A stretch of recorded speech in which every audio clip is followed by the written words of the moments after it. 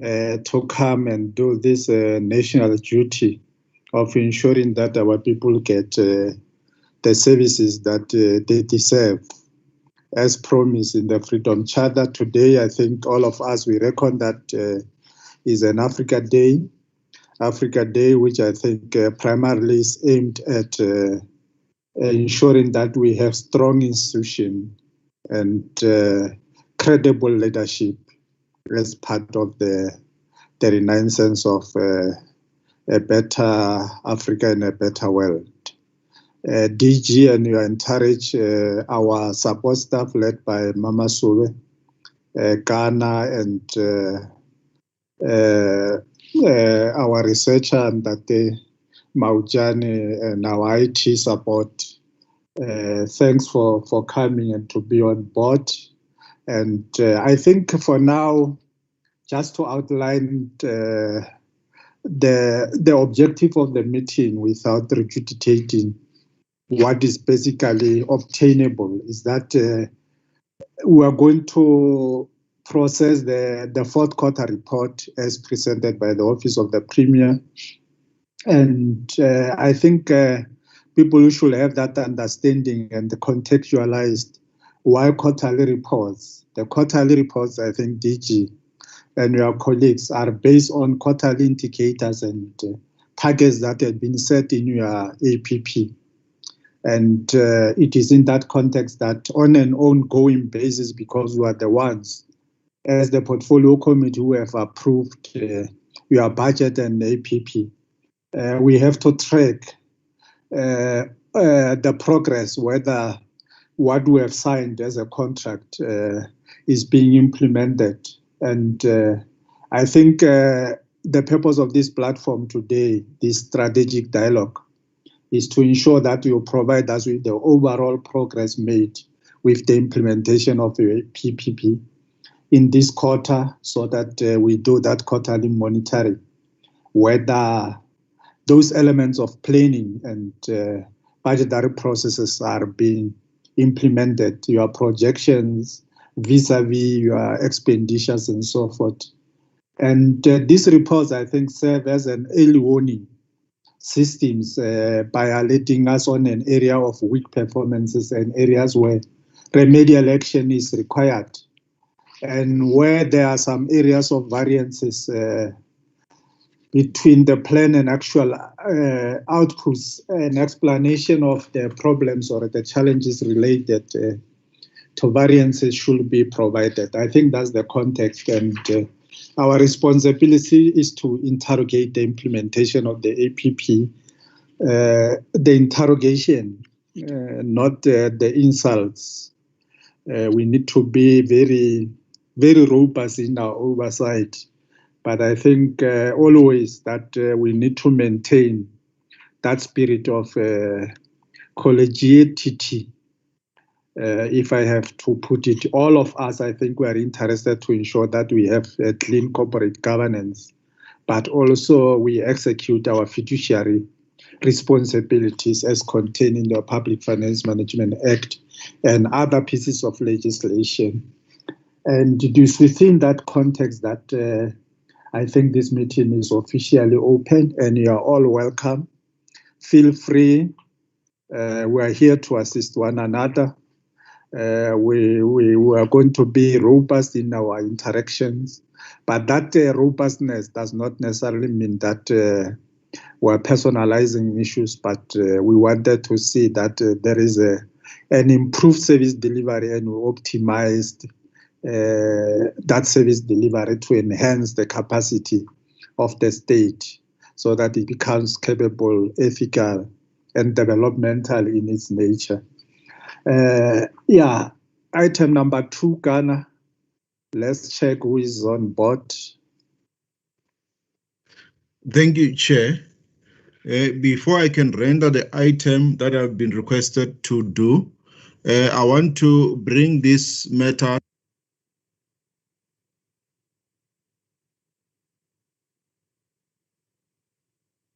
Ghana, we have lost you. My apology, Chair. Now you can hear me? Yes, now you are audible. Okay. Yeah, I was saying that before I can render the item that I've been requested to render, I want to bring this matter to the attention of the committee that our meeting today, dated the 25th of May 2021, is recorded and that we are live on YouTube mainstream.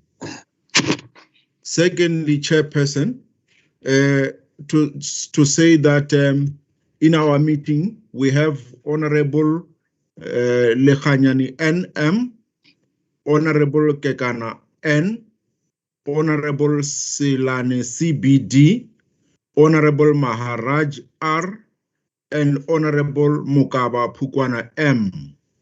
We have received an apology from Honorable Siono R. She's ill.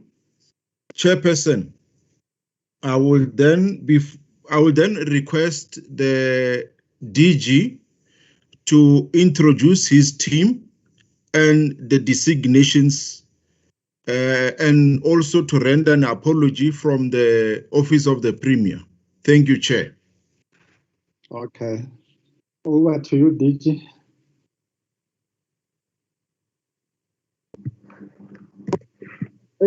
Good morning, Honorable Chair, Person of the Portfolio Committee, Honorable members of the Portfolio Committee, colleagues from the office and the legislature. My name is Mr. Napen Chaveleng. I'm leading the delegation from the Office of the Premier. And I also wish to express an apology from the Premier, or the Honorable Premier, mainly because he's also addressing the people of Limpopo on matters related to Africa Day. I'll furthermore, through you, Honorable Chair, request the colleagues from the Office of the Premier to introduce themselves so that we break the ice. Thank you. Okay, thanks very much. I don't know what is your protocol. Who starts? Good morning, Honorable Chair. Good morning, ma'am. Good morning, Honorable Chair. Good morning, Honorable members. My name is Nana Manamela. I'm the Deputy Director General for Corporate Management within the Office of the Premier. Thank you. Thanks very much.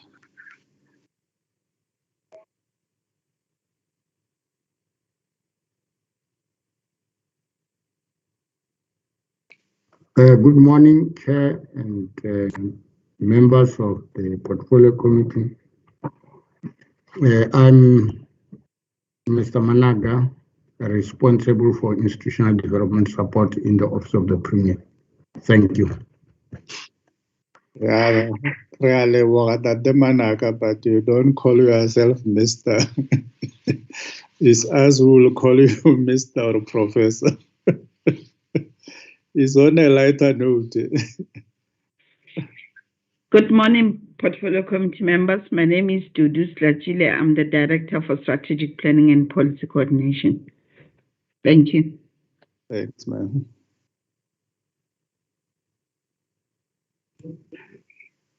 Good morning, honorable members. My name is Jolina Sibesho. I'm the Director at the DG's office. Thank you. Okay.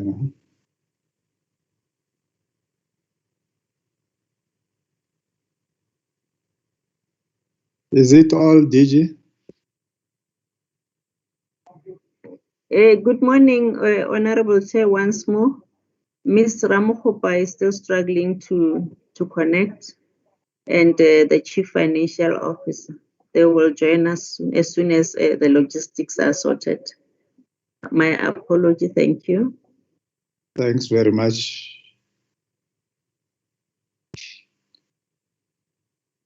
Where is the other DDG? Yeah, they are still struggling to connect. However, we may proceed with our permission, Honorable Chair. Okay, no, thanks very much. And we want to, yes, Gan. Yeah, in conclusion, I want to register the following support staff from the legislature. That we have Mr. Maujana M, the committee researcher, Mr. More S from the communications, Ms. Mateula S, the IT personnel, Ms. Makubele V from the IT also. And we also acknowledge the presence of the senior manager responsible for committee services, Mayor Masube T. Thank you, Chair. Thanks very much. EG, we want to take this opportunity to appreciate Mama Namel. The reason why we're appreciating her, she was the first one to log in, and others just waited for the last minutes and keep that work. Good work. By her pass, I think she was already there. And we appreciate for that, Mama Namel, because of these technological glitches that you thought will happen, and it's happening.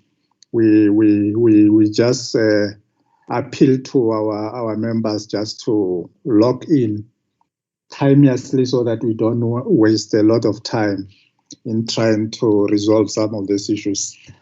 Thanks very much for that. Without much ado, let's go to item number 3.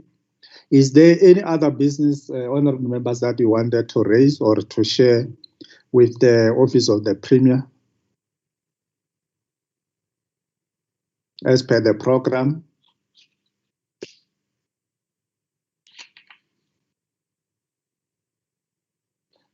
In the absence of that, item number 4, adoption of the agenda. Are we agreeing that these guidelines that will serve for this purpose?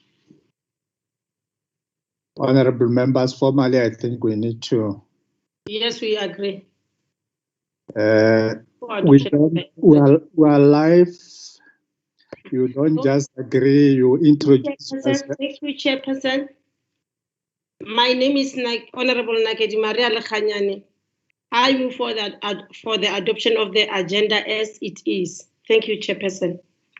Thanks very much, Honorable Lekhanyane. I see Honorable Mapule.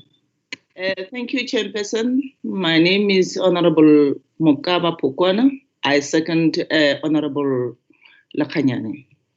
Thanks very much for that. We'll then take this opportunity, colleagues, to allow the accounting officer to take us on the 4th quarter report. Over to you, DG.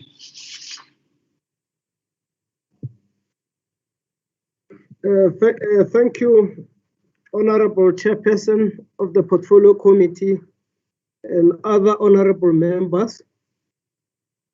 As advised, I will just give a high-level overview on the performance of the office during the 4th quarter in 2020-2021 financial year. And then I also want to indicate that we have circulated the report in advance, and therefore I'll move from a premise that the honorable members have gone through it. And in terms of the high-level highlights for the quarter, there are just few points that I wanted to indicate. The first one is in relation to our expenditure management, and we wish to indicate that for the 4th quarter performance, we spent 103% of the total of the budget allocated for quarter 4, which essentially means that we have been able to recover from the prior quarters. As the honorable members will remember that we were not able to spend the projected expenditure in the 2nd quarter and the 3rd quarter, largely due to matters related to COVID-19 pandemic. Then hence we have exceeded our quarterly target of 98%, a minimum of 98%, but not exceeding 100% in each quarter. However, in terms of the cumulative figure or the budget spent for the entire year to date, we were able to spend 97%, which then means that we have not really exceeded our allocated budget. And as far as the issues of audit, internal audit recommendations, we continue to perform relatively well, in the sense that we have implemented 100% of the internal audit recommendations or findings, which then means that indeed, if we perform at that level, it means that come the end of the financial year, when the audit report is presented, we are likely to have few audit findings, if any. And then in terms of the vacancy rates, in the filling of the vacated vacancy rates in the office of within the office of the Premier, we the national average target is that we need to not to exceed 10% of the vacancies. However, as the office, we are now at 12%, and the main reason is not necessarily due to a lack of poor human resource management or planning. However, it is largely due to the EXCO decision on the moratorium, whereby EXCO has declared a moratorium on the filling of posts for level 1 and 12, and which is basically affecting the office of the Premier. And the rationale for this moratorium is due to the fact that the Executive Council diverted or presented a special adjustment budget to prioritize COVID-19 pandemic, which means that the resources that were allocated in other budget items, including the filling of posts, were then redirected accordingly. And then on that basis, EXCO felt that perhaps it would be better to declare a moratorium until there is a clear stability. Equally so, I'm happy to indicate that in the last Executive Council, indeed the moratorium was uplifted, which means that as we proceed, departments are now allowed to fill vacant funded posts. And I think this point is very important, because sometimes we tend to misunderstand it by implying that when we say the moratorium is uplifted, it means that all posts can be filled. The resolution is clear that you can only fill a vacant post on condition that it is budgeted for. And it is not necessarily an EXCO decision. It's actually a national policy directive.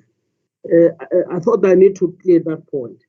And in line with that, we have now revised our OTP human resource plan to identify key priority vacancies that need to be filled as early as possible, and we have already commenced with the process.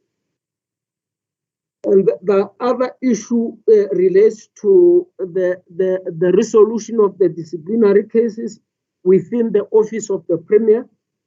We have also noted some marginal improvement, in the sense that now we have moved from an average figure of around 68% to 81%, meaning that there is a progressive improvement.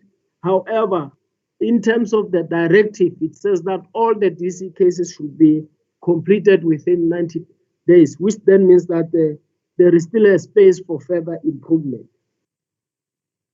And another critical issue, issue that we have done during the quarter under a review, was to finalize the launch of the outstanding district development model in the two districts, specifically Mopani and Sekhukhune, which then means that as far as the province is concerned, we have been able to launch the DDM initiative in all the districts. The key challenge is then to sustain the momentum, taking into cognizance issues related to the local government transition. As far as the issues of a special focus program is concerned, I would like to indicate that we were able to coordinate the launch of the International Women's Day during the quarter under review. And as part of that, there were a number of activities that were implemented to supplement the event, so that issues of gender or women empowerment continue to receive the necessary attention. And then arising out of it, then I'll then go into specific details per program, without necessarily regurgitating the issues that I've already raised. As far as program 1 is concerned, amongst other things that are important, is matters related to the payment of invoices, legitimate invoices, within 30 days. I'm happy to indicate that as the office, we continue to comply with the directive, in the sense that we are able to pay all the legitimate invoices within 30 days as the office of the Premier. And then another critical issue relates to issues of training. We continue to implement various initiatives related to skills development, including on internship program, work integrated learning initiatives. However, the actual training of staff within the office has continues to be below our projections due to COVID-19 pandemic, but we think that now things are stabilizing, then will be more intensive as far as that aspect is concerned. Then I think those are the key issues related to program 1. In short, as far as program 1 is concerned, we are doing extremely well, except issues of the training that I referred to, and then issues of filling of vacant funded posts, but I've already indicated the interventions thereof. And then with regards to program 2, which is dealing with institutional support and oversight to provincial departments, I'll also give some high-level highlights that the honorable members are normally concerned with. The first one relates to the resolution of the disciplinary cases within 90 days at the provincial level, because earlier I was talking about the office, and even at that level, we have noted some material improvement, because in the fourth quarter, 89% of the cases were resolved within 90 days, as compared to 67% in quarter 3 or in the previous quarter. Then indeed, on that basis, there is a material improvement. But of course, we are not forgetting that the overall target is to ensure that all the cases are resolved within 90 days. And then in terms of the vacancy rates at the provincial level, we have regressed from 11.62% in quarter 3 to 12.11% in quarter 4. And I think the reasons, I've already alluded to the main reasons, being that the Executive Council had put a moratorium on the filling of posts until recently. In this context, our main area of concern relates to the Department of Education, which is at 18.3%. And this concern is largely because of our strategic focus on education. Then if we have got a significant number of vacancies, especially on service delivery areas like teachers, principals, and the likes, then it becomes a concern. On the basis of that, the last Executive Council directed both the Office of the Premier and Treasury to see how best can we assist the Department of Education to stabilize. But the challenge is not necessarily from the department itself, but it is based on the objective factor that I've earlier alluded to, that there was a moratorium. Then the EXCO said we need to have some kind of a balancing act on areas that have a bearing on service delivery.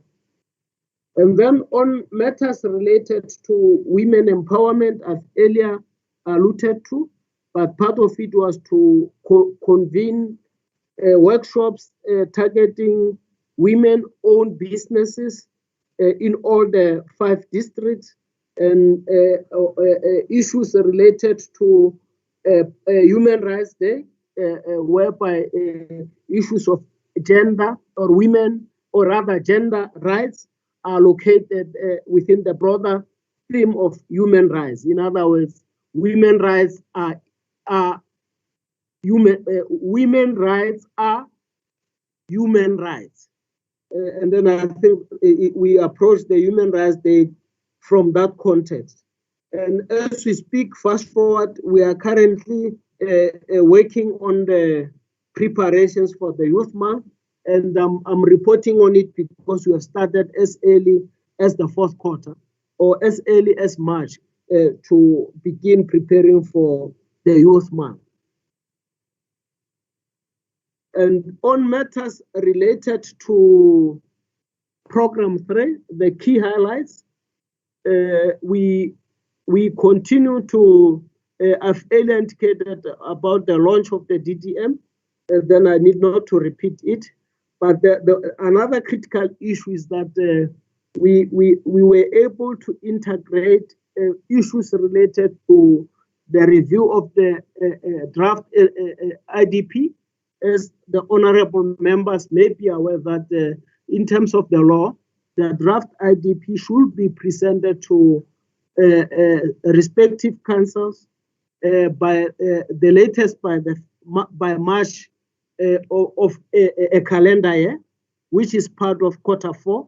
And indeed, as part of that, we then made sure that the district development model initiatives is integrated into the IDP review process, to an extent that all district municipalities were able to present their draft District 1 plan by the end of March 2021.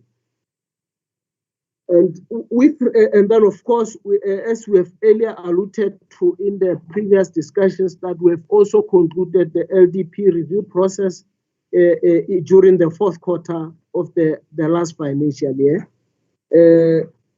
which means that broadly, as far as the issues of planning are concerned, we continue to do relatively well. And then on other issues that are of significance to policy and media trends, one issue that we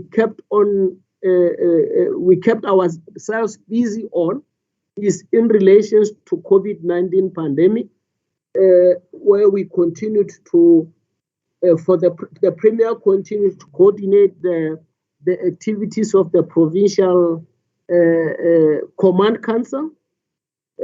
And indeed, in comparative terms, we believe that the province has started to stabilize since the second wave. because the daily infection rate at the provincial level continues to be below 500. And in terms of the national comparison or province to province comparison, we are the second. We have got the second lowest daily infection rate after the Eastern Cape. Then on that basis, I think the key challenge is to sustain the momentum. But equally so, we have now commenced with the vaccine rollout, which we believe that it will then ensure that there is a long-term solution to the pandemic. And then other pertinent issues is with regards to matters related to the PFMA, whereby I think in the last quarterly meeting, we went at length articulating the general improvement on the PFMA audit outcomes for the province, and then the key issues: how do we then sustain the momentum? And I'm not going to belabor the point because the reports, the consolidated report has already been presented to the legislature. And then another issue which also kept us busy under the quarter during the review was the emerging phenomenon, in the public space. It doesn't mean it is a new thing, on matters relating to bullying in schools. And then it kept us busy over the last during the quarter under the review, and to an extent that we have even the Human Rights Commission has also convened a session, a public hearing on this matter to ensure that we attend to this pandemic. Those were the main issues that actually received our attention in quarter four. And then in the last meeting, we made an indication to the portfolio committee that we'll want to have a follow-up session with the Public Service Commission pending the report that they've presented to the legislature and even to ourselves, so that we develop an action plan to resolve all those outstanding matters. It is just unfortunate that we were intending to meet with the colleagues by the end of May this year, which is beyond the fourth quarter, but these are work in progress kind of issues. Hence, I want to update the portfolio committee. Then the PSC then advised us that perhaps we may have to wait for the appointment of the new commissioner, because the process was already at an advanced stage. And of course, in retrospect, we concurred with them, which means that the meeting has now been rescheduled for mid-June 2021. Then we'll definitely give them the portfolio committee when the meeting has set, and then make a clear commitment to address issues of common concern between the Public Service Commission and provincial administration. And then in terms of the reports that the portfolio committee has requested for, I'm advised that most reports were submitted, except on matters related to progress report on the implementation of Section 100 recommendations. I will indeed follow up on that because the provincial treasury has indicated that each department is coordinating the directives, which then means that the office of the premier should urgently follow up with the department's consent to do a consolidated report, so that in the subsequent meetings we can indeed submit the report to the honorable members. And then on matters related to the travel agencies, I just wish to indicate that even though we have submitted the report, I just wish to indicate that the issue is still before. We are still it is still outstanding in the sense that we have the issue of the recovery of the money is still an ongoing process. And then in terms of the corrective measures or consequence management, the DC cases are still unfolding. Then we'll update the portfolio committee when these issues are concluded accordingly. And indeed, as we indicated in the last meeting, that we'll follow up with the Hawks on the pending investigations on this matter. We have indeed followed through, and they gave a feedback that the investigations are at they may be concluded anytime soon. Then I think those are the issues that I thought I need to flag for the purpose of just giving a strategic overview. However, the honorable members will indeed make commentary. If there are issues of clarity, we would be happy to clarify such. I thank you.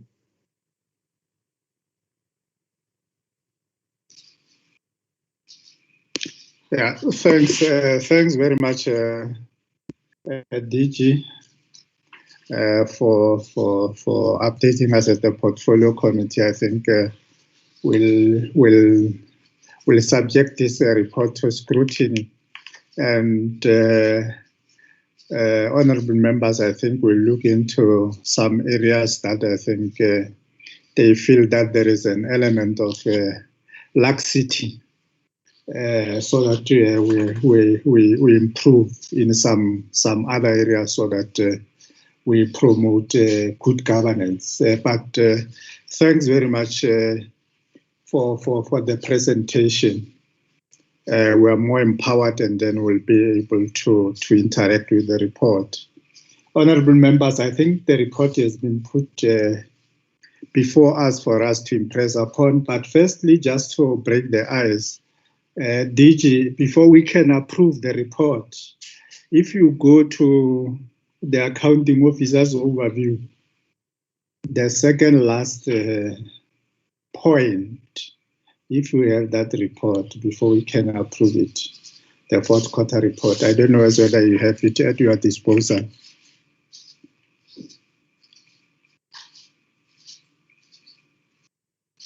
Yeah, I do have the report, Honorable Chair. Yeah, there it says that the Office of the Premier has successfully coordinated the Women Empowerment, Economic Empowerment Program in all 5 districts that reached out to 600 women-owned companies and provided capacity building on strategies to access procurement services in terms of the presidential 40% target for women empowerment. I think my friend from the academia, Manaka, will agree with me. Procurement in terms of orthodontics, or the botany language, refers to the growing along the ground, throwing out of the without throwing out the roots.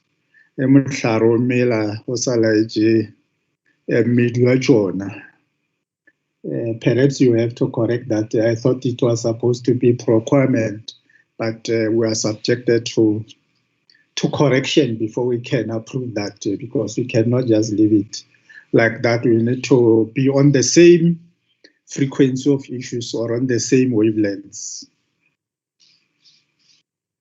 I don't know whether you have noticed it, DG there. Yes. No, I agree. The apologies is just an error, and we apologize for that. Okay. Thank you. I think generally, for me, the overarching observation is that I think the office is doing well, more especially that is one department that is able to implement the internal audit recommendation 100% of them, they've been addressed. And we really commend you for that, because in majority of instances, you will find that they are being ignored, and the priority is given to the external audit recommendation. But I think you were able to strike a balance in that regard.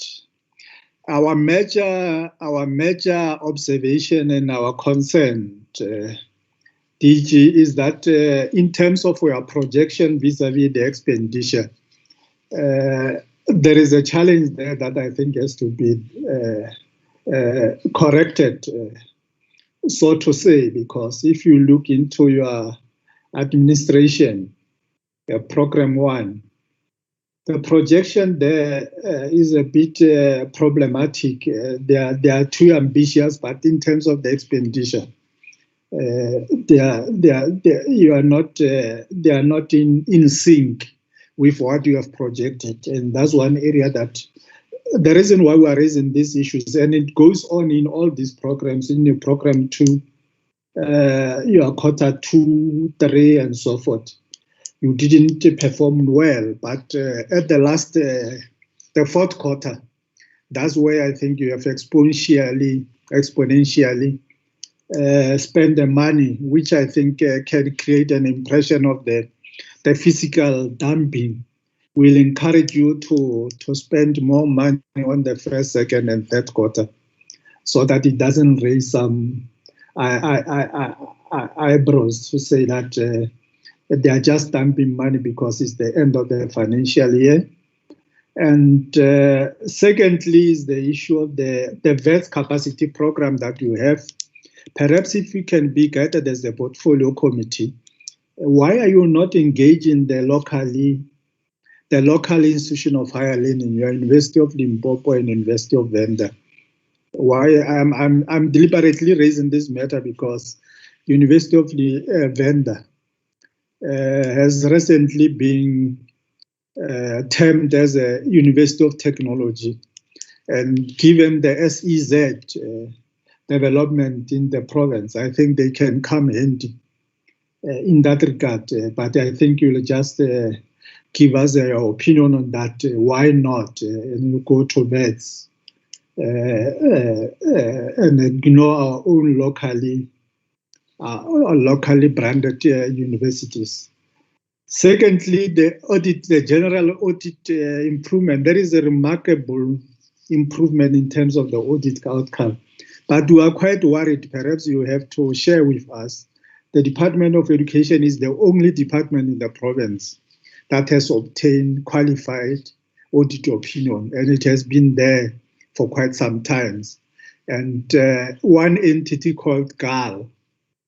Those are the 2 institutions. The question is, what is it that you are doing to ensure that we capacitate this department and ensure that all the remedial actions are being taken care of? And the moratorium, I think, we are quite on board, and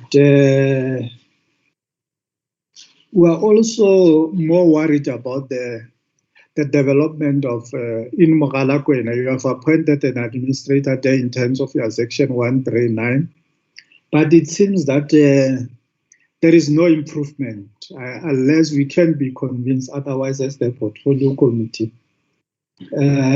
Why are they still at the advice while we have the administrator? What is the role of the administrator there? It's the same way that we find municipalities that they have consultant. They are being paid but still having some adverse or disclaimers. There is no value for money, or what you call the return on investment. The last issue on my part is around the IDP process. Normally, the department or OTP was conducting what we call the assessment of IDP to determine their credibility. But when you go to the Department of Transport, for instance, Transport and Community Services, you will find that they are still assisting municipalities like your Collins Chaban in terms of the transport plan, whereas your diagnostic report in the OTP saying that all municipalities have credible IDPs because they have all the sector plans. And when you go to that report of yours, you find that that transport integrated transport plan is there in Collins Chabane, but the department itself is saying that is not there, is not credible. If you can just take us into confidence to say, how do we then strike the balance there in terms of that? Now that you have launched all your district development models, we are more interested whether this thing is bearing fruits in terms of service delivery, in terms of integrated planning and the support, because we are worried about the role of the Department of Water and Sanitation, whereby they are still operating in silos and other national departments without consultation of the provincial administration. That's one observation that I think we find. And the department the provincial administration is battling to address some of the water-related issues in the province, which I think they are quite chronic. I think those are my few remarks. Let me then allow honorable members also to have a bite on the presentation. Honorable members.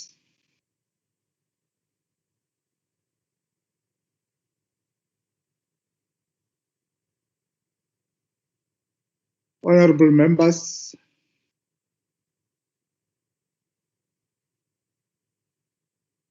Thank you, Honorable Chair. Yeah, if you can raise your hand. My hand is up, Chairperson. No, it seems as if our raise hand icon is not working because we have used it.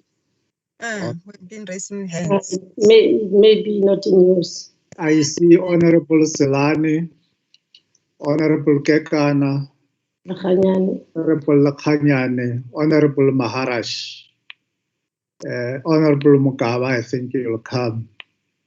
Yeah, in that order, honorable members. Thank you, Honorable Chairperson. Honorable Chairperson, I think you were in order.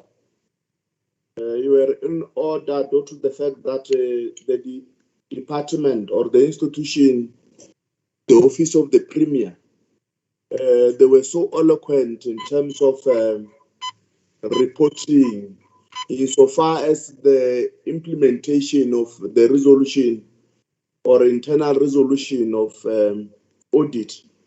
And one thing that makes some of us happy is the fact that they developed what we call the time frame within which they are going to deal with litigation matters.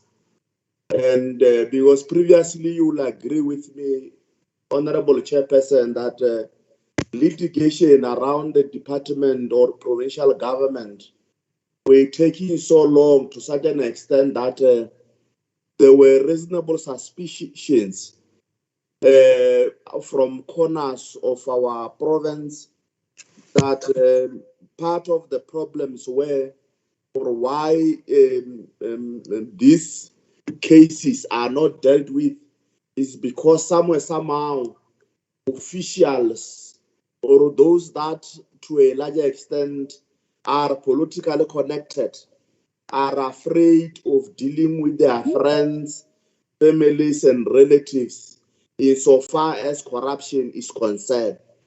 But thus far, the Office of the Premier shows commitment to show that they are prepared indeed to deal with cases that have been existing in the department, and as a result, there are time frames. And I hope that in the next quarter, where in actual fact will be entertaining different matters, they will not be in actual fact been telling us that a case which existed in January 2021 is still in existence and it was never in actual fact been dealt with. So they will be reporting according to the time frame, because if they are saying that it is 6 months, it is 6 months to deal with the cases, it then means that it will be, of course, 6 months, unless otherwise there are reasonable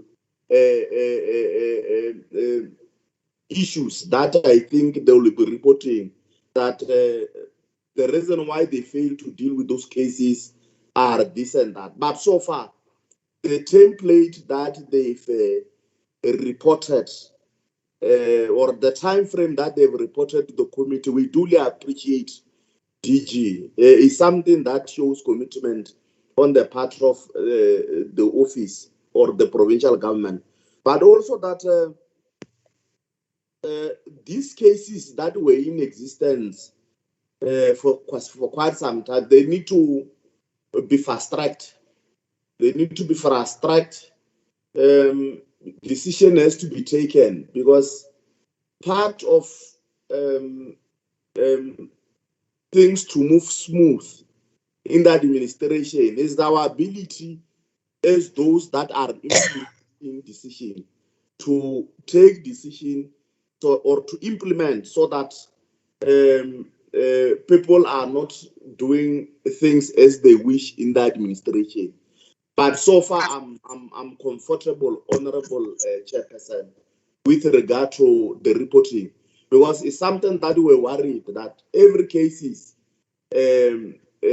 every time when they come to report, when we ask about consequence management, we have been told that they are still waiting this, they are still waiting that. And you get the reason whether there is such commitment to tell us whether they will deal with these cases on a particular time frame. There was no commitment. So for now, I think on our part, Honorable Chairperson, we are really appreciating the efforts from the provincial government, because something indeed is going to be done. Equally, those tendencies of provincial department, particularly we check the Department of Health, Department of Social Development, Sports, Arts and Culture, when they are failing to deal with their own problems, they go to the office of the Premier and they say, no, some of the cases, they refer them to the office of the Premier. And you'll not understand the reason why. Because in terms of budget allocation, they were being allocated budget accordingly. They were being given money accordingly to utilize those resources effectively.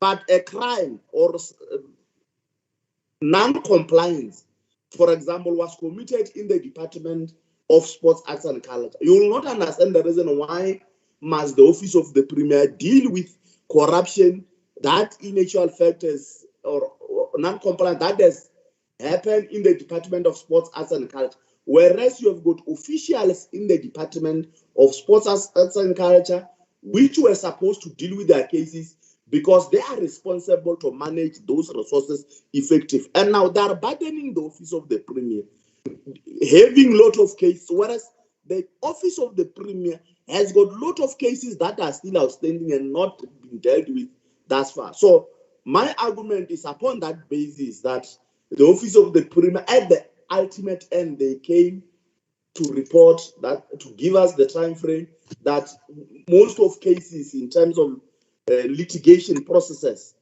they will be in actual fact being dealt with according to the timelines that they've indicated to us.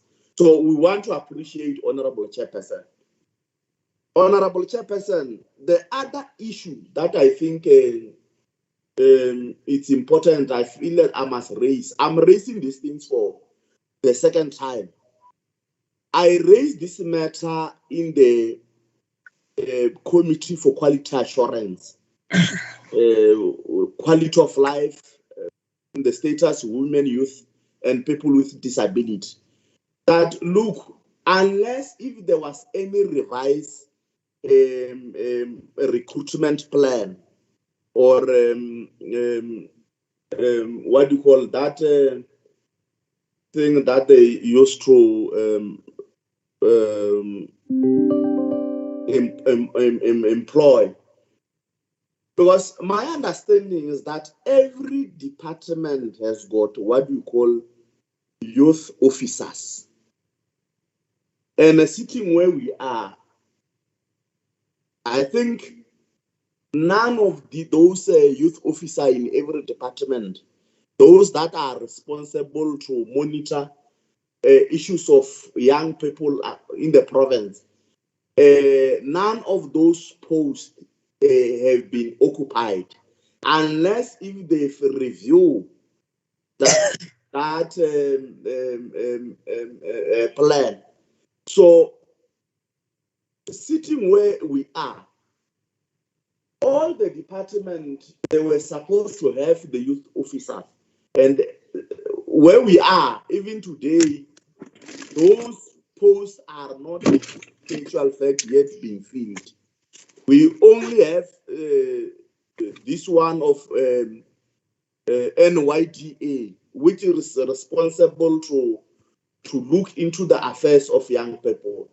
And look, young people have got challenges, for example, relating to their issues, and also with regard to the resolutions of government in terms of procurement.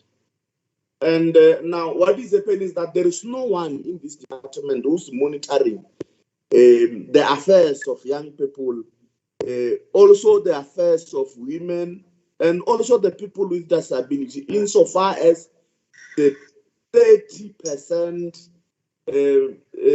benefit, because there was a commitment that people with disability, young women, young people and the women, they will benefit from the procurement processes of this particular government. And as a result, sitting where we are, I thought that if those young people or if those posts were filled, the NYDA was supposed to be in a proper position to can report effectively to say, in this department of social development, these are the total number of young people who have benefited, and so forth and so forth. So now, I think the office of the Premier must privilege the committee in terms of the total number of young people who have also benefited from this particular procurement processes. Necessarily because when it was also reported, Honorable Chairperson, the report I think we received, it's not a clear reflection of what in actual factors is happening on the ground, because young people in reality they are suffering, and they are still locked in the chain of supply. They are not in actual fact benefiting from these processes. And you look at what happened during this pandemic in terms of the PPE, departments were dishing out all over these contracts, but you look at the rate at which they were allocating or they were appointing contractors. None, I mean, I can't say none, but young people, even though I think it's less than that 5%, those that in actual fact have benefited from the PPE, and which is a problem thus far. Which is a problem because you have seen DG that there was an outcry all over the province. There was an outcry where people are complaining, associating those who are at the echelons of power, those politicians there, that their families and friends are the ones who are benefiting from those procurement. And that, in actual fact, has neglected young people in this particular province to benefit, and of which it is worrisome. Maybe for our information, it will be better if the office of the Premier privilege the committee insofar as the number of young people, the people with disability, those that in actual fact have benefited with regard to all those contracts, not only in relation to the PPE, but the total contract with regard to procurement of this particular program. Because look, it will not assist that people, they speak without the knowledge or information. It will be better for the officials to privilege us with that information so that we are in a position to understand what really has happened, why these young people, why this commitment by government are not in actual fact realized thus far. I think that will greatly assist a lot so that we know from here what is it that in actual fact we can do. That's all. Thanks, Honorable Chairperson. Thanks very much, Honorable Slani. I think as a writer to that, what we have raised, it seems, DG, that when Honorable Salamlela left your office, you have left with that post of the youth directorate. It has been 2 years since the vacancy of that position, and we are more interested as the committee. How far are you in the process in filling that particular position? Because that's where matters must start. Thanks very much, Honorable Slani. In that order, Honorable Kekana. Thanks so much, Honorable Chairperson. My greetings to the honorable members, the DG, HODs, and the officials present in the House. Let me take this opportunity also to echo what my colleague has already alluded to by commenting the high-level report from the Office of the Premier, and also to commend the Office of the Premier by complying with the payment of the legitimate invoices to within 7 days, because that in itself will assist with the issue of addressing the unemployment, because the very same service providers who are allocated projects will be able to use the labor intensive in the communities to employ the community members. So we thank you for that. Honorable Kekana, maybe it's just a slippery of a tongue, is prescribed 30 days, not 7 days. Oh, 30 days, yes. Yes, as you proceed. All right, thank you. Yeah, within 30 days, it's a slippery of the tongue. Thank you, Chairperson. And also to commend the municipalities for having improved their audit opinion across the province. All the municipalities, we are told that they've improved, and there is no municipality across the province who have attained the adverse or this disclaimer. We also want to comment on that. So my question is on, I think I'm having 2 questions to raise. The issue of the resolution of the disciplinary cases, I think that one the DG has clarified on this matter, but you just want to check on the issue of the consequences management applied to those officials who are allegedly to having rendered the services with the or having the business with the state organs. So we just want to check how far are you for the issue of the consequence management, and also on the issue of the declaration of interest by the officials. The matter has been sharply raised by the PSC to say some of the officials did not declare. Some have declared, but dishonestly so.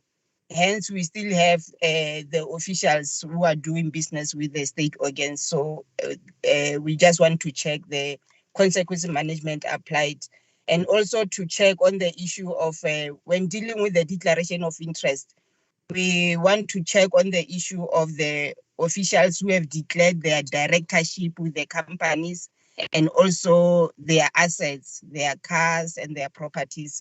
So same should also be, the very same information should also be favored to the committee.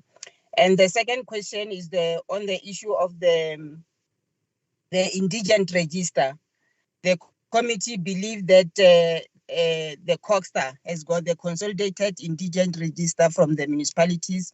So we want to check in terms of the distribution of food during the COVID-19 period to say whether the department or the office of the premier has considered the consolidated indigent register when distributing the food parcels to the poor household. And if not, we want to check the approach used to make sure that each and every poor household across the province benefit on same. Thank you, Chairperson. Thanks very much, Honorable Kekana. Honorable Maharaj. Thank you very much, Chair. Chair, my question is regarding the Hawks investigations and the status of those investigations. Now, it's twofold. There were investigations regarding the car accident and the fraudulent qualifications, etc. But there were also incidents where the Hawks raided the Premier's office. And this was on a number of occasions. But we haven't had any feedback on the status of these investigations and what the outcome of that is, or whether anybody has been charged, or what is the next step that should be taken. So if we can get a bit more clarity on this, because we seem to be getting a lot of investigations, but no sort of outcome of these investigations or action being taken. And we need to understand what is going on. If it is investigations that's been called for by the department, then obviously those must be pushed for an outcome or for a decision. And where investigations have been conducted on the department, then I think, Chair, that maybe this committee must be able to push the Hawks for a status on those investigations. Thank you very much, Chair. Thanks very much, Honorable Maharaj. Honorable Khanyane. Thank you very much, Honorable Chair. Let me also welcome the presentation made by Office of the Premier, our DG, Mr. Napin Chabeleng. We thank you so much, DG. Really, this is an authentic report. Chairperson, I'm having two questions under Program 3, Governance and Policy. My concern is on MIG spending within our province. Chairperson, we all know that MIG infrastructure is the municipal infrastructure grant, and its major aim is to contribute on service delivery matters, to provide basic service delivery within our communities. And it also creates jobs for our communities. Chairperson, the MIG allocation to our municipalities within the Limpopo province is amounted to 2.9 billion for 2019-2020 financial year.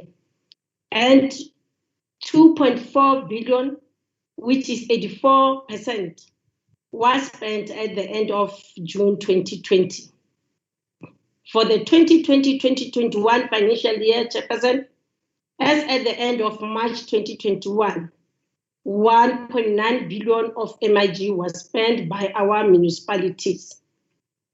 This translates to 65.5 as compared to 63% expenditure during the same period in 2019-2020 financial year. Chairperson, when you say straight line project expenditure, we should have been at 75%, but it's not. So, as the portfolio committee, we would like the Office of the Premier to briefly clarify us on what problems are experienced by municipalities in regard to MIG spending. Question 2, Chairperson, is that in 2019-2020 financial year, COGSA couldn't achieve the target on on the approved acquisition of land in Elias Motsoaledi and Marulen local municipalities, allegedly as a result of delays for concurrent approval by the provincial treasurer. And again, Chairperson, COGSTA couldn't achieve the target on rental housing units for many years. Over and above, the construction of Marapong CRUs 2 years ago, and COGSTA planned to build CRUs in Chikota and Talana. Chairperson, as the portfolio committee, again, can we have the progress made to date on Chikota and Talana CRUs project? I thank you, Chairperson. Thanks very much. I see the hand of Honorable Selane, or is it an old hand?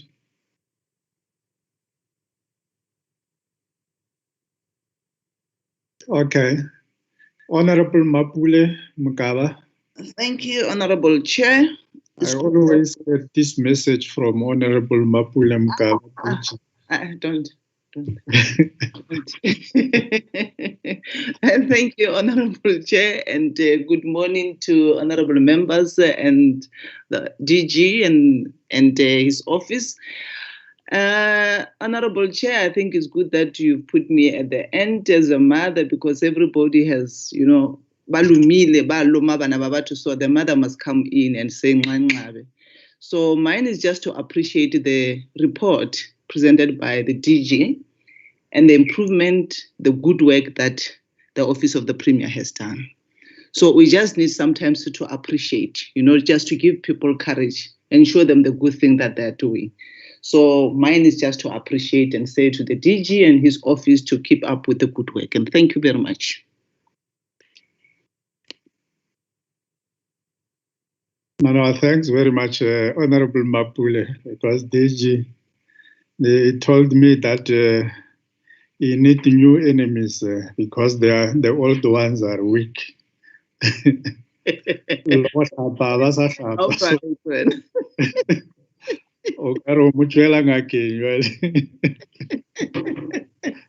is on a lighter note.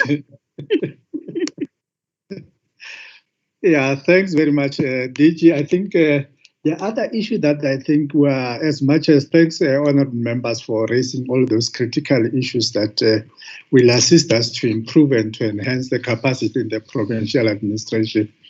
The other issue, DG, that as and when you respond is our weaknesses in terms of communication in the province. You have painted a good picture that you are doing well as a provincial administration, but I think the communication part, we don't advocate for the good work that we are doing. Instead, we are more reactive to the negative stories that we have in the public domain, and the good work is being rubbished by the bad things that are happening, which I think to some extent they are very few. And if we can improve in that area in terms of an aggressive communication strategy, that will assist us to project and to profile the provincial administration. Over to you, DG, and your colleagues.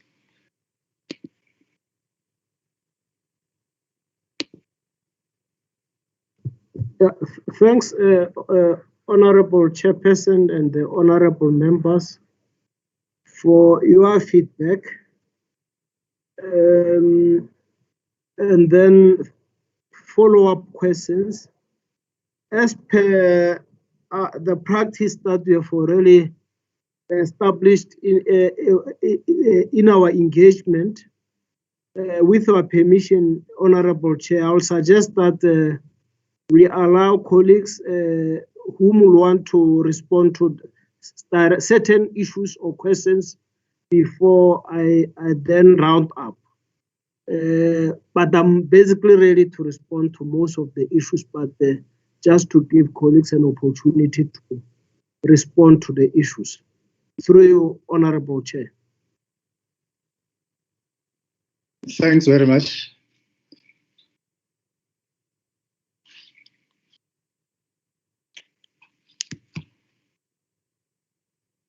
Colleagues, I think you are afforded the opportunity to respond to the questions that have been put across in your area of functionality. Mama Namela, I see your traditional hand.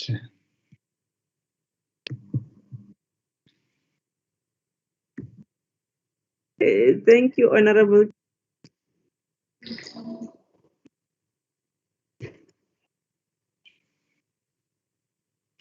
Mr. Manaka, also I see your hand. You will also follow. Mama Namela, it seems we have lost you. I don't know what's the problem. Yes, thank you very much, Honorable Chair. I think I'm back, and I'm looking at the questions. Mine would be the one for 30 days payment, myself and the CFO, and these others transversal questions. So let me allow my colleagues to then respond to other questions, and maybe there will be some stimulus. I will respond. Thank you, Chair. Thanks very much. Tate Manaka, I've seen your hand. Thanks, Chairperson. Good morning, Honorable. There are some few questions that I will attempt to talk to. The first being the one that deals with the capacity building program by Wits University vis-a-vis the local universities. Now, I must indicate that the capacity building programs came as a result of the analysis made on issues that arose during the Section 100 administration. And at that time, when that analysis was made, Wits was able to submit a comprehensive program that can mitigate the continuation of such challenges that we experienced that led to Section 100. And I must indicate that the discussions had also been extended to the local universities. The university that is trying its best, which we are continuously discussing with, is the University of Venda. The University of Limpopo is still lagging behind in terms of ensuring that they design programs that will be able to intervene on the administrative challenges of the province.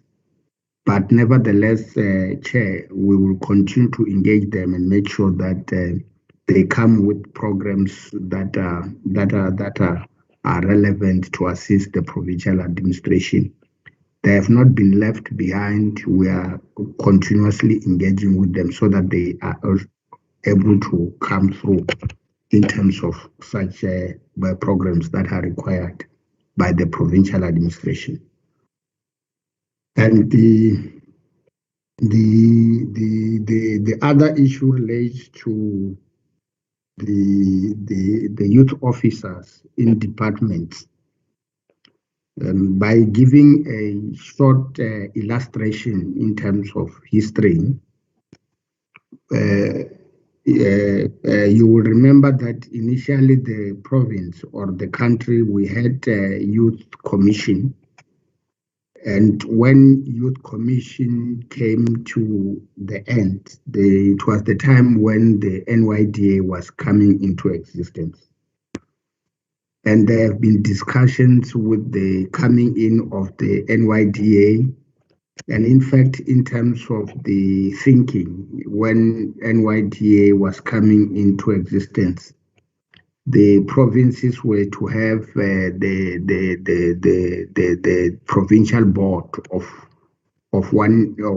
NYDA, so that they are able to assist in the coordination of the youth activities and programs.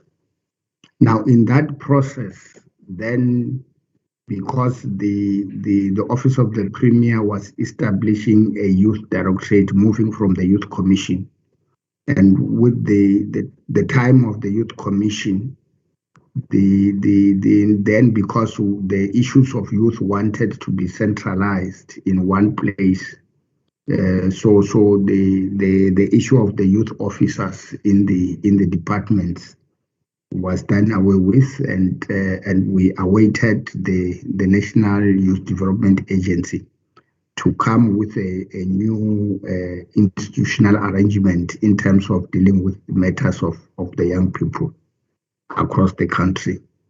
And as it is now, the youth development was earmarked, was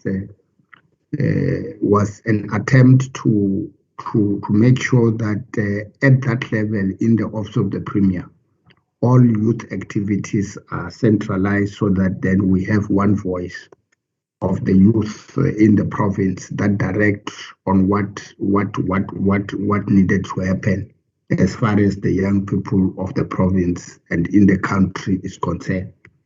And that could be the reason why then we ended up no longer having the youth officers in each department, because even when provincial treasury came with the provincial procurement strategy, it was left to the provincial treasury to monitor, because the monitoring of some of the procurement that relates to young people could be done through the database, the supply chain database, be able to access how many youth are benefiting out of the procurement in line with the provincial procurement strategy. And that is the report that we continue to get every time when Treasury presents the procurement report. They are able to tell us in terms of the people with disability, the women and the young people, how they are faring with regard to that policy in terms of the percentages that are accorded to each designated group. And we hope if there are challenges, we will have to make an assessment and discuss with the committee in terms of how do we think we need to move forward on that aspect. And the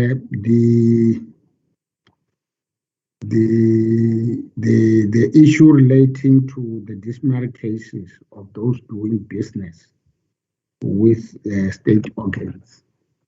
What we in the fourth quarter, the information that we have is that those employees were doing business with the state, who did business with the state were 153, and that had a transaction of about 60 million. And in terms of the disciplinary cases, we reported in the third quarter that we had about 245 employees who have been identified as having been doing business with organs of state. And out of that number, 205 has already faced disciplinary measures. And while 40 of them were being under investigations. And in the process of that, you have some of the employees resigning from the directorship of their companies, some resigning from their employment, and we are continuously monitoring that situation, and also giving reports even to DPSA in terms of what is happening in relation to those employees who are doing business with the state. And that is an issue that we'll continue to monitor. And on the issue of the declaration of financial interest, the employees has just finalized the declaration, and all employees made final submission by the end of April. At the moment, the analysis are being made of the declaration that have been made by even the Public Service Commission.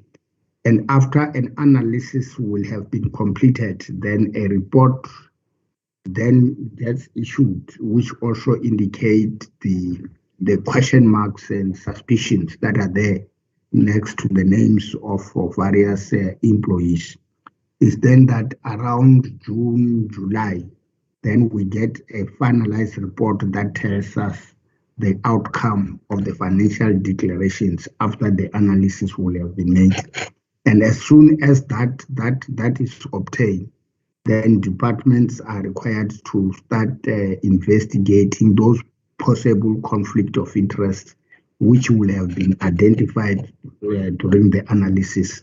And then in that time, we can as well share the report with the portfolio committee in terms of what will be happening in that. Now, on the issue relating to the approach that is being used for the food parcel distribution, and because of the COVID-19, my information is that SASSA is the one that distributes the food parcels, and what they do that in consultation with the social workers. They go to a community with social workers who are able to evaluate and assist in terms of identifying beneficiaries, and they are able then to deal with the distribution. And that is an approach that has just come because of COVID, so that they go next to where people are and be able to deal with that. Thanks, Chairperson. Thanks very much, Ndate Manaka. Any taker? Thanks, Honorable Chair. I've checked with the Mema Gwaza, who is the DDG for Planning and M&E. Unfortunately, she's attending another meeting. Then I think I can proceed to deal with the outstanding issues with your permission, Honorable Chair. I think the first one, I'll just go through them as they were presented by or raised by the honorable members so that I don't miss any, but I'll try my level best to avoid repeating issues that were already clarified for. On expenditure management, I generally concur with the Honorable Chair that we may run into a risk of a potential fiscal dumping. But I think we may also bear in mind that we are dealing with a peculiar year in many respects. The COVID pandemic, actually, the disaster, as it was declared as a national disaster, has dislocated us, and in many respects, some of the issues we're dealing with them as we improvise.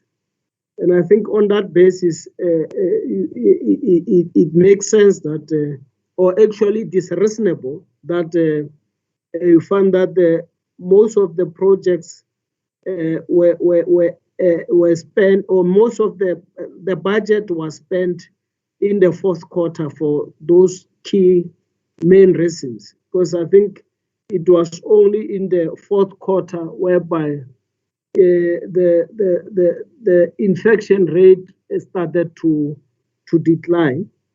And then on that, and of course, other issues, we found that you are dealing with the payments arising from quarter 3, which was also relatively better as compared to quarter 2. And then I think that should be that is probably the basic reason. But as we are finalizing the annual report this month, we'll then do a scientific analysis on this expenditure trend, so that when we come back to that portfolio committee to discuss the annual report or the first quarter report for that matter for the current financial year, we'll then provide concrete analysis of what could have been the main drivers, whereby the expenditure has almost gone beyond 100% in the fourth quarter. And then, without necessarily overlooking what Mr. Managa said on our engagement with the local the local universities, or maybe to put the other way around, universities that have got a provincial foothold, because technically all the national universities are local universities, but I don't want to be technical on that. I really understand what the issue is about. Yes, as far as the capacity building for public servants, Mr. Managa did elaborate on that.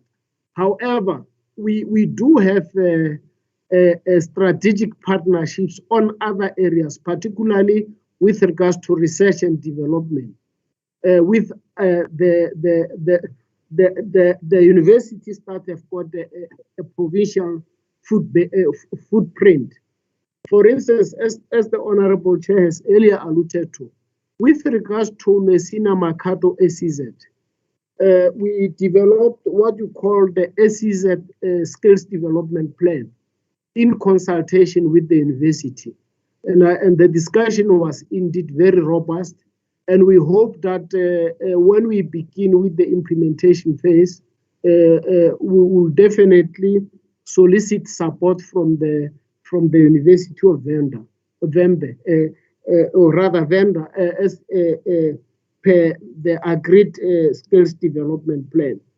And also on issues of the LD, when we were reviewing the Limpopo development plan, we had a project steering committee, which included a representation of academics from the three universities that have got a provincial footprint. Univen, the University of Limpopo, and TOT branch, or rather satellite campus, which is based in Polokwane. And actually not 3, 4, because we also had a strategic engagement with you, the Limpopo satellite campus of UNISA. Then the point I'm trying to make is that we indeed have strategic engagements on that, and all these 4 universities that I've earlier referred to, we have actually signed a memoranda of understanding to work on collective joint research and other related special projects. Lastly, even at the level of the Premier's Advisory Council and the Human Resource, the Provincial Human Resource Council, all these 4 universities are duly represented. It is just that in terms of skills development for SMS members, it is a specific project that we have entered into with Wits University. And of course, Mr. Managa did explain why others are, or the other universities are not party to that. We did take an effort to involve them, but for whatever reasons, the appetite was just not there. And the Honorable Chair also makes strategic comments on the recent PFMA audit outcomes. We really appreciate that. And he further posed a direct question to say, what are we doing on departments that seem not to be improving? I just want to indicate that immediately after the report, the audit outcomes report was presented to EXCO. We had a strategy session just to to refine our provincial clean audit strategy, which clearly indicates areas of intervention. And then that strategy would, is then going through the cluster system to be adopted by EXCO. But while the approval process is unfolding, we have already commenced with the process, bearing in mind that the audit process has already started for the last financial year. In other words, for 2020-21 financial year. and indeed, we are clear on what areas we need to focus on, including targeted support with regards to the Department of Education. And then on matters related to Mogalakwena, indeed, the Honorable Chair, your assessment is correct. I actually requested a report from the HOD of Coxstar regarding the impact of Section 139 intervention in Mogalakwena, so that we take into cognizance the issues of the local government transition. I believe that the honorable members will remember that we have directed the Office of the Premier and Coxstar to consider to conclude the Section 139 intervention in Mogalakwena, so that the new council, which will kick in after elections, will have a proper basis to run their own affairs. Then that report is basically going to advise the Premier on how do we manage that.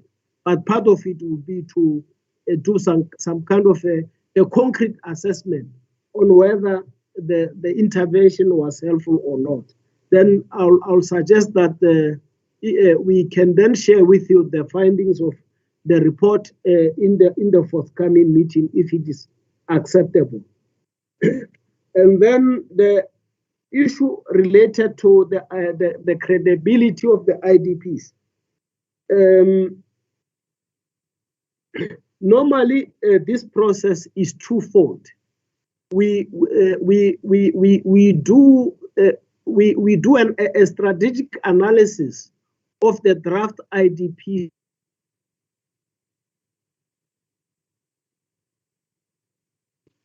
DG, I think we have lost you. I don't know what is the problem.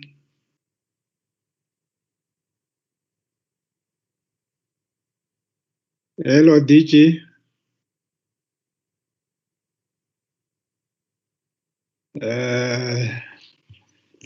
Who is acting when the DG? IDP. Okay. On the basis of the draft IDPs, they then commence with a rigorous public consultation process between March.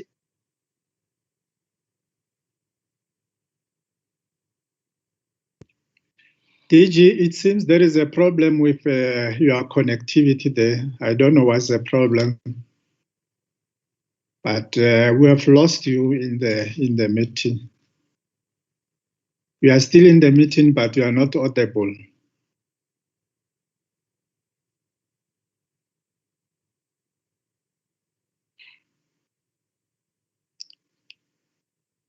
DG.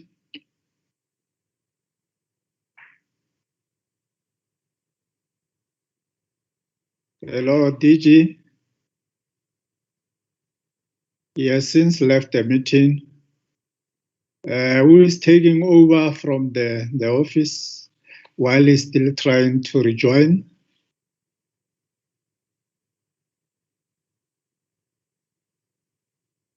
Mama Namela Ndate Manaka.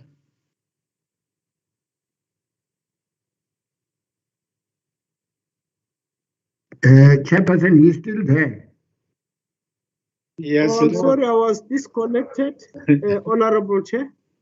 Okay. Apologies, I was disconnected. Honorable Chair, may I proceed with your permission? Yeah, but it's not us who has disconnected you.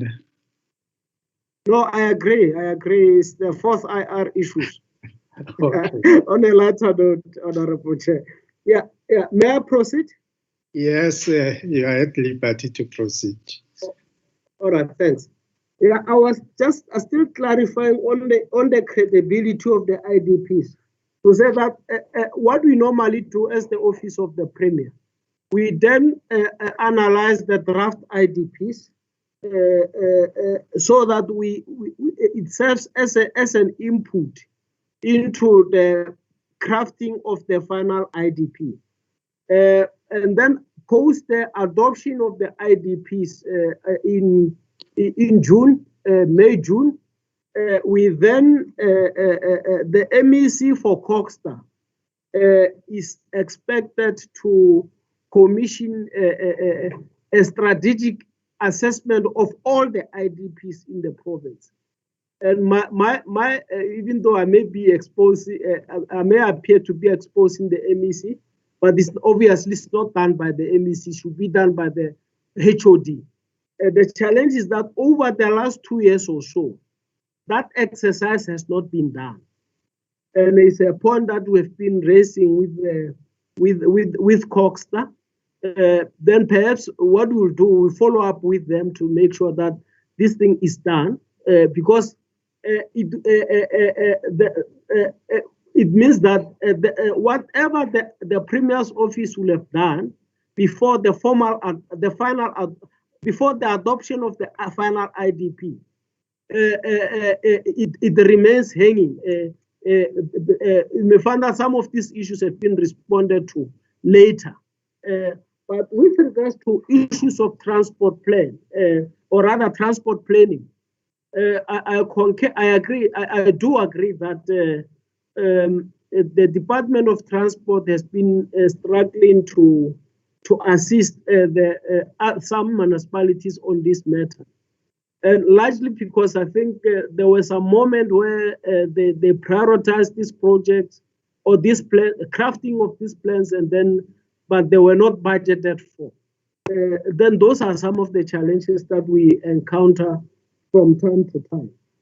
And then on the overall impact of the DDM model, my personal view, and I'm saying personal because I haven't really got a scientific feedback on the matter. My personal view is that the jury is still out in terms of the concrete impact of the DDM interventions in ensuring integrated planning. Because I think in the last meeting, when we gave an update on the submission of the draft district plans, whatever they call them, sometimes they use some very peculiar names. We found out that the national sector departments did not play ball. In other words, most of the national departments were still unable to submit their plans to be included into the district plans, as per one of the key directives of the district development model itself. And we've subsequently raised the matter with the DG of COGTA to actually put a concerted effort on this matter. Because unless we get those plans from the national sector departments, then the status quo will remain. Because I mean, when you assess the previous IDPs, in other words, before the DDM intervention, we had that challenge whereby the provincial departments and local municipalities, district municipalities, were able to work together in terms of planning process, but the national departments were nowhere to be found. And hence I'm saying that perhaps it's something that we'll follow up on and give a concrete analysis or feedback to the portfolio committee. With regards to the Department of Water and Sanitation, in the last meeting, we did indicate that the Premier is arranging a meeting with the Minister to reflect on this on the common challenges related to the water sector. There were a few days set, but they were subsequently postponed. And then we have now identified a new date, which is the subject to correct. Actually, let me just on the safe side, it is scheduled for the first week of June, which is basically next week. Then we hope that the outcome of that meeting will help us to resolve these issues of integrated planning with regards to water sector in the province. And then the issues that were raised by the Honorable Chair Seloane, I think most of the issues there were most of the questions were responded to. The comments are highly appreciated. especially on your observation, whereby some departments have a tendency of upward delegation. Instead of resolving their issues, they then refer them to the office of the Premier. And we have also observed that tendency, but because we equally so, while we discourage that, when they refer the issues, we are duty bound to support them, because we are, in the final analysis, the Premier is responsible for the entire provincial administration. But at the same time, our intention is to make sure that we build the requisite capacity across departments to fulfill their constitutional mandate. On matters of youth development, you have been very profound. We generally concur with your observations. We still have challenges. And Mr. Managa did respond to most of the issues there. The feeling of the Director, Youth Directorate, we agree that it took us long. As I said in the last meeting, without being defensive, we did share with you the challenges that led us to take this protracted process. But at the moment, we've already shortlisted once more, and we hope that we will appoint as early as possible. We are just waiting. The shortlisting submission has been made to the Premier, and then if he approves, we believe that we will conclude this process before the end of July, because it means that we need to call colleagues for interviews and then go through the normal process till the appointment. And I'm just optimistic that we will conclude this matter as early as possible. And then on matters related to consequence management, as raised by Honorable Gekana, Mr. Managa did clear them. The issue of the consolidated indigent register. Actually, the Department of Social Development and SASSA did take an effort to engage the municipalities.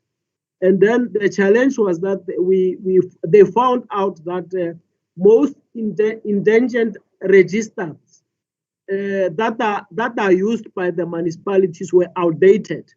Hence, then they took another option of doing a rigorous engagement through their social work officials in consultation with SASSA. And then that's how they actually identified the households that benefited from the food relief program. But as they were doing that, they consulted all the local municipalities. In other words, the municipalities themselves were party to the program. And the report or the framework was equally presented in the Provincial Command Council for ratification before they can implement it. I think there was a clear, the process was transparent and very, very inclusive in terms of the decision-making process. And then issues that are raised by Honorable Maharaj regarding the status of the investigations. As far as the internal investigations are concerned, we have concluded them, and we have, as I indicated, that we are now busy with the DC process. In other words, the implicated officials are now charged and they are going through the DC. And we are awaiting for the outcome of that process, and then we'll accordingly give a feedback to the honorable members. But as far in terms of the investigations that are done by the Hawks, obviously we may be perceived to be conflicted parties. We decided not to appear to be having an interest, and when we check with them, we just request for an update. As early as 2 weeks back, we did request for an update, and they just said that they are still busy with the investigation. Perhaps maybe you may then use your constitutional powers to engage the Hawks directly. Perhaps they'll give you a detailed information. But in our case, we can't really claim to be having an adequate information to update the honorable members accordingly. And then on the issues that are raised by Honorable Lekganyane, municipal sector issues, MIG spending, without being presumptuous, I think the MIG expenditure was also affected by the COVID-19 pandemic in the last financial year. Hence, there was some kind of a regression as compared to the prior years.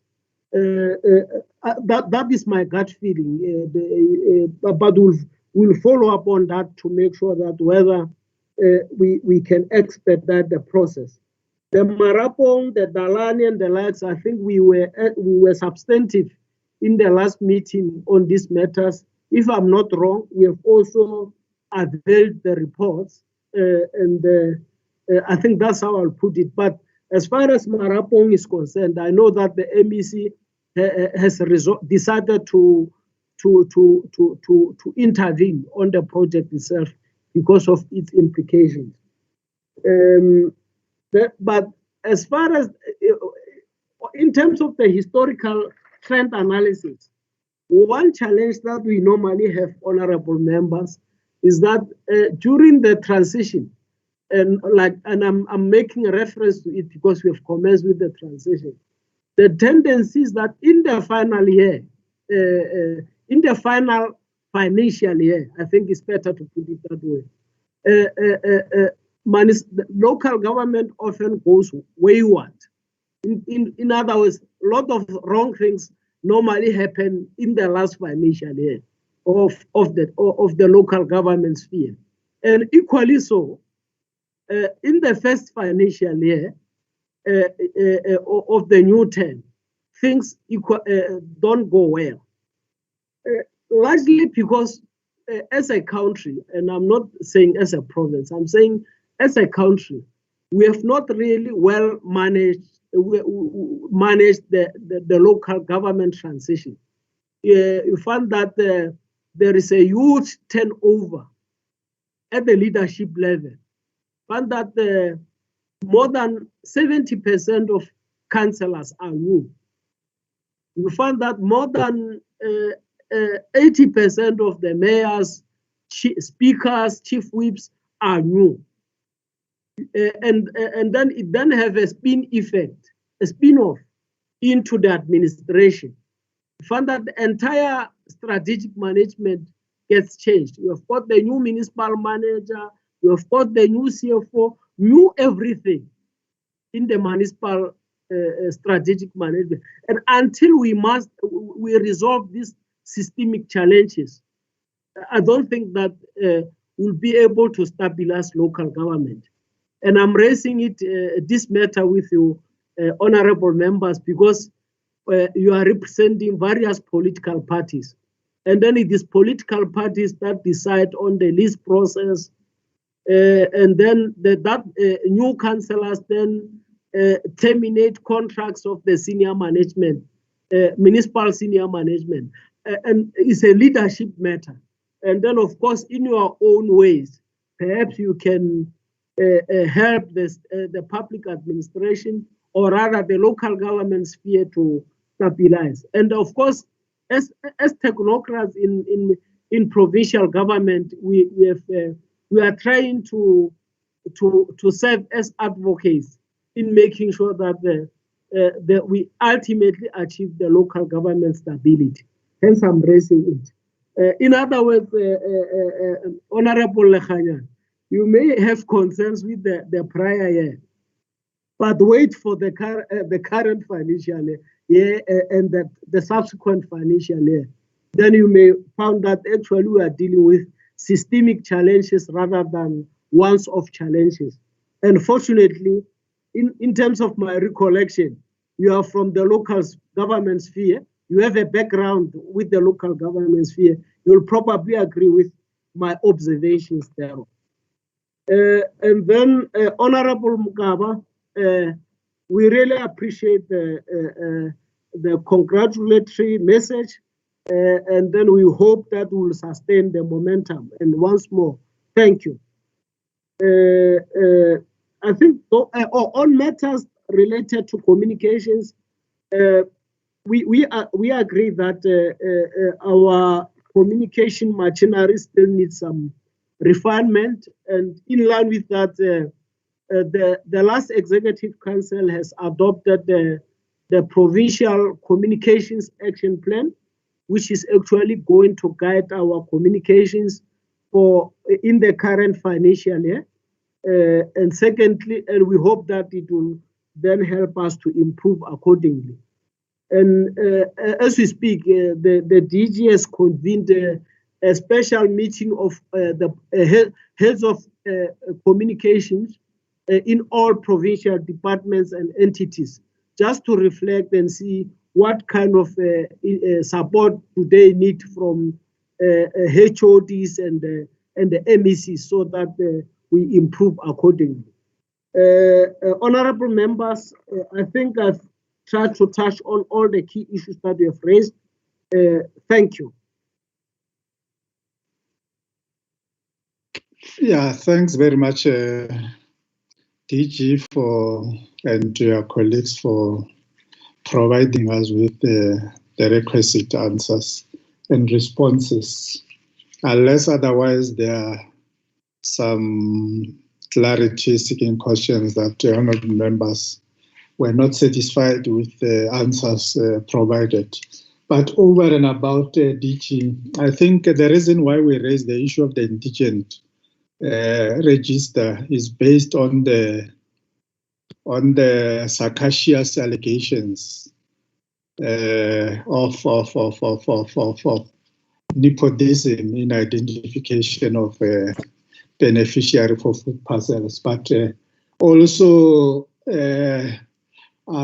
SASSA itself as an agency. I think all of us, will agree that it has what we call ignominious history of maladministration and malfeasance in conducting the business, and that was our concern. But also you have raised one loaded statement about the role of COGTA in terms of IDP, that they've not been meeting for the past 2 years, and that's one area of concern for us to say why not? Because this is a constitutional obligation. Are you telling us that they are failing to execute or to discharge the constitutionally embedded requirement? And that's quite worrying. The reason why we also raise the issue of Talana, that construction, I think all of us were aware that this is a long outstanding project, that if it wasn't poor planning, we shouldn't have experienced your Dalani shacks and so forth, because there was no need to construct those things. And just for your further take home, DG, the issue of the Mogalakwena administrator, there are many issues. We might be falling in the trap on the narrative that administrator must be removed. In the public domain now, as we are meeting or conversing here, there is an information that the administrator is claiming something like 196,000 rand as a car allowance. That's what is in the public domain, 196,000 rand, despite other claims. And we are seeing that municipality is experiencing some challenges. I think thanks very much for that, and we're just highlighting those issues, not necessarily that you need to respond. Honourable members, are you fine with the responses?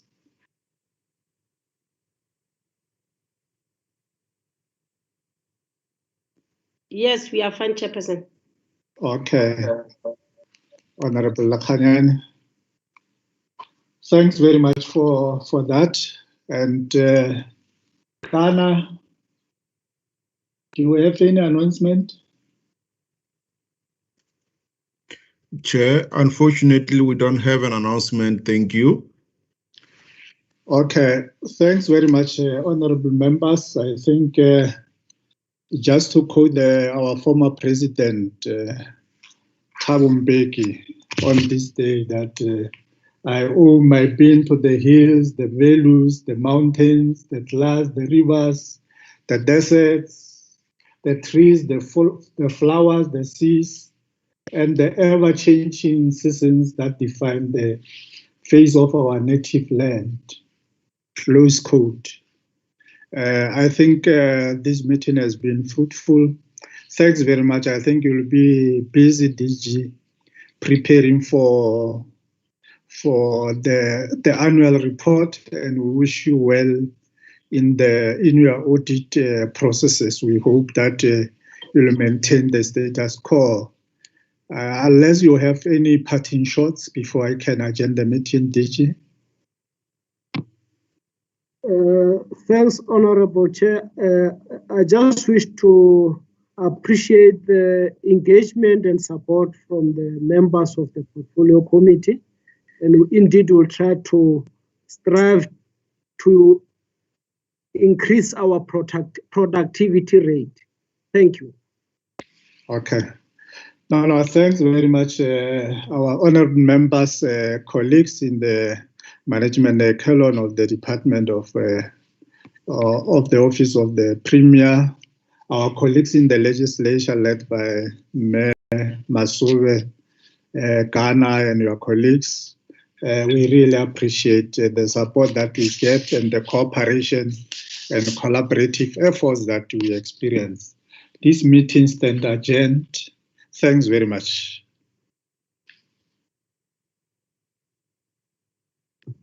Thank you. Thank you, Honorable Chair. Thank you, Chair. Bye.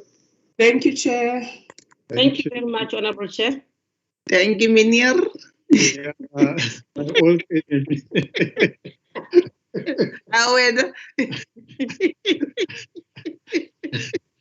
Wes.